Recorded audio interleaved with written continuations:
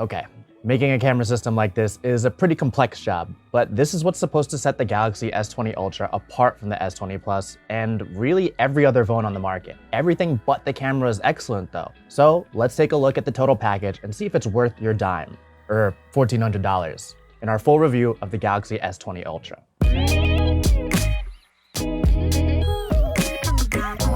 Let's go over what the Galaxy S20 Ultra is. It's a lavishly equipped device with an extravagant price tag.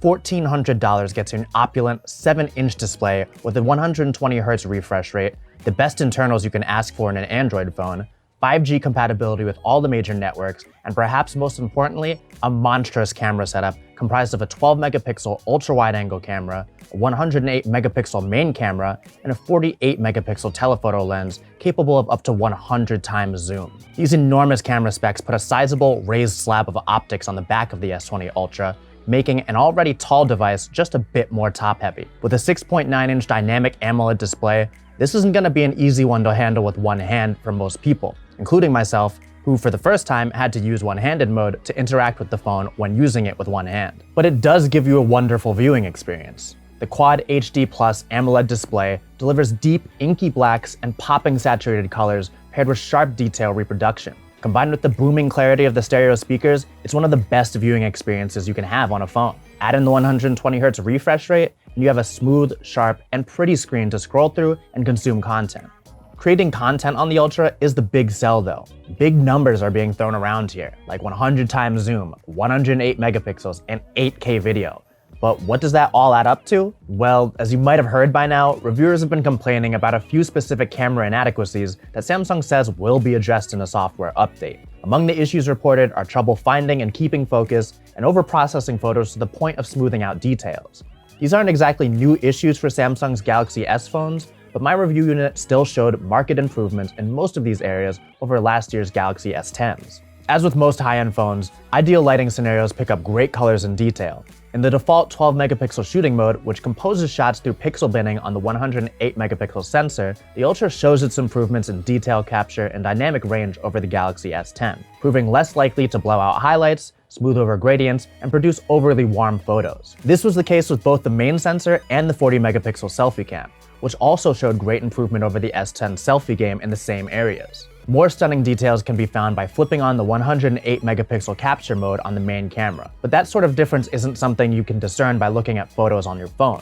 With this, you can crop photos down to a smaller area and still have perfectly shareable images, but you're more likely to do that in real time with the high-powered zoom lens. Yes, the zoom lens is as impressive as you've heard, but after about 30 times zoom, it becomes more of a party trick than anything else. High zoom images are too grainy to be of any use beyond saying, look at what I can do. And subjects that far away are difficult to see with the naked eye, so it's unlikely you'll ever notice a shot you can only capture with 100 times zoom.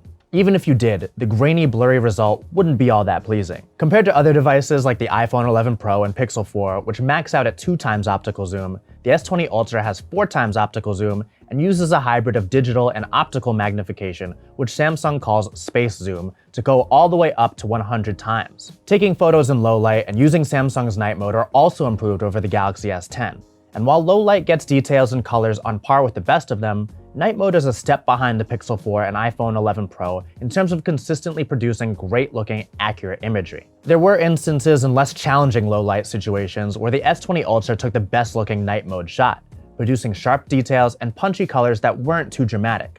But in challenging situations, like a dark walkway or even a dimly lit restaurant, the Ultra showed issues with focusing, tinging shots heavily with yellow, and sometimes putting together a blotchy mess of a shot. These were situations where the Pixel 4 and iPhone 11 Pro usually pulled off much better shots than the Ultra. And the same remained true for handheld shots of the starry night sky. And, of course, there's just no match for the Pixel's astrophotography mode. It was easy to pull off any of these shots on the iPhone and Pixel without error, but the S20 Ultra needs a couple of tries due to focusing and processing issues. Perhaps these issues will be addressed in the impending update, but right now, software and processing hold the S20 Ultra back from camera dominance despite its hefty hardware. Single take is fun to use though. Capturing about 10 seconds of video and pulling out portrait shots, black and white images, wide-angle photos, short GIF-like videos, and whatever else the AI sees as useful is a great way to quickly generate alternative takes on a photo. It's perfect for the quick, casual photos and videos you might share on social media. 8K video capture is available, but you might not want to use it. It doesn't work with other important features like Samsung's super steady stabilization. They take up a massive amount of space, over half a gig per minute, and there aren't many places you can truly appreciate it other than an 8K TV. And you can forget about recording 8K video after the sun has set.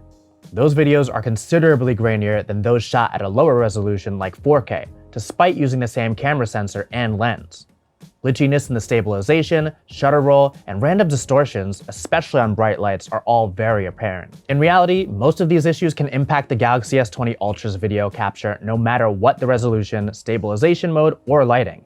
It's just a matter of which situation produces less of these effects. Although the iPhone 11 Pro isn't perfect at night either, its superior image processing avoids the many glitches, distortions, and eye-shaking pans that the S20 Ultra produces. When you step into daylight, you'll see these differences too, although generally the Ultra's issues are lessened here. Video looks its best at 1080p with super steady on in bright lighting conditions. Distortion is much less common in daytime lighting, but shutter roll is still apparent, making camera pans look jittery and over-processed. Enabling the super steady stabilization, which only works on 1080p video, helps mitigate this enough that I'd recommend shooting with super steady enabled as much as possible. Both 4K and 8K capture are less attractive options because of their inferior stabilization. And at night, you'll have no choice but to do 4K or lower with super steady since 8K is useless in such low light, and super steady uses the ultra wide-angle lens, which can't pick up enough light for a usable night video either. So the cameras may not deliver on the decadence they promise, but every other aspect of the Ultra's performance doesn't disappoint. With 128, 256, or 512 GB storage and 12 or 16 GB of RAM with Qualcomm's Snapdragon 865 processor, you'll not want for anything while gaming, multitasking, or using the Ultra in your day-to-day. Top that off with 5G support for all the major US networks, and you have an entertainment and work powerhouse that's every bit as excessive as its price. I was able to get about 1.6 gigabit per second download speeds in New York City on Verizon's millimeter wave network, though coverage is very spotty. So I more frequently would hit between the 400 and 800 megabit per second mark. Hopping on T-Mobile's more widespread but slower sub-6 network, I'd max out at about 100 megabits per second. Battery life may be where the S20 Ultra delivers the most unimpeachable performance. With the 120Hz refresh rate enabled on the display, a known source of increased battery usage, I was consistently able to get a full day of heavy usage out of the S20 Ultra, and around a day and a half with very light usage. Enabling the 60Hz refresh rate can squeeze out an extra hour or so depending on usage, but for the lovely smoothness of 120Hz, that little bit of battery sacrifice is a no-brainer. So, only one question remains. Should you buy it? As great of a big phone as I think this is, I think you can be just as happy with the Galaxy S20 for $200 less. You can also do better than these cameras with an iPhone or Pixel in pretty much every way besides zoom. And really, why else would you buy the Ultra? If you absolutely must buy a $1,400 Samsung, then go buy the Galaxy Z Flip and have a way cooler device. Otherwise, with or without a camera update, the S20 Ultra might be the easiest phone to skip this year.